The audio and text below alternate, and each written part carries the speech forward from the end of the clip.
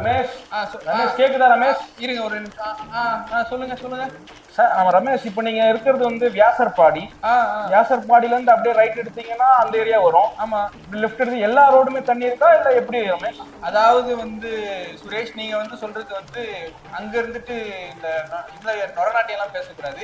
இங்க நீங்க கஷ்டப்பட்டாதான் உங்களுக்கு தெரியும். எல்லா இடமும் வந்து பீச் மாதிரி பொது, எப்படி சொல்றது, அது மாதிரி பொதுவா இருக்கு. இங்க பாருங்க, தண்ணி தெரியுதா தெரியுது. ரொம்ப கஷ்டப்பட்டு இருக்கேன். விருப்பத்தை சரி சரி சரி ரமேஷ், ஒரு 2-3 பேர்ட்ட இன்டர்வியூ எடுத்துவாங்களேன். வரேன். இப்போ ஒருத்தர் வரேன்னு இருக்காரு, அவருக்காக வெயிட் பண்ணுவோம். யாரா அவன் குட்டி? ஐயா, ஏய் ஏய் ஏய், தம்பி தம்பி தம்பி, என்ன குளிக்கிற? பல்லு வளர்க்கலாம் வந்தேன் சார். என்ன சார் நீனு?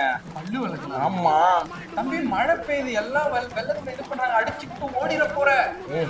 ஐயா, நீ எந்த ஏரியா, எந்த காலைல இருந்து 10 பேர் வந்து மைக்க வாயில விட்டுறாங்க.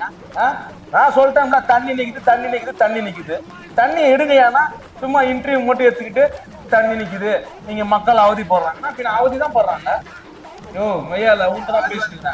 அது வந்து நீங்க வந்து மக்கள் அவதிப்படுறதுக்கு நாங்க காரணம் இல்லடா, காரணம் இல்ல. அதனால் வந்து நீங்க வந்து இந்த அரசை பத்தி நீங்க என்ன நினைக்கிறீங்க, இந்த ஆட்சியை பத்தி நீங்க என்ன நினைக்கிறீங்க? இது திருப்தியாக இருக்கிறதா அதிருப்தியாக இருக்கிறதா? ஃபர்ஸ்டே சொல்லிட்டேன், காத்துக்கிட்டேன். இதுக்கப்புறம் என்ன திருப்தி? நீங்க வார்த்தையில் பேசினாலும் நீங்க வார்த்தையில் பேசிட்டா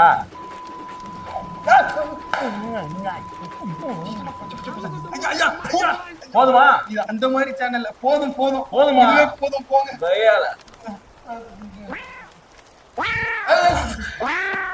இவன் என்னடா குரங்கோட மோசமா தாவறான்? ரமேஷ் கேக்குதா? சொல்லுங்க சுரேஷ்.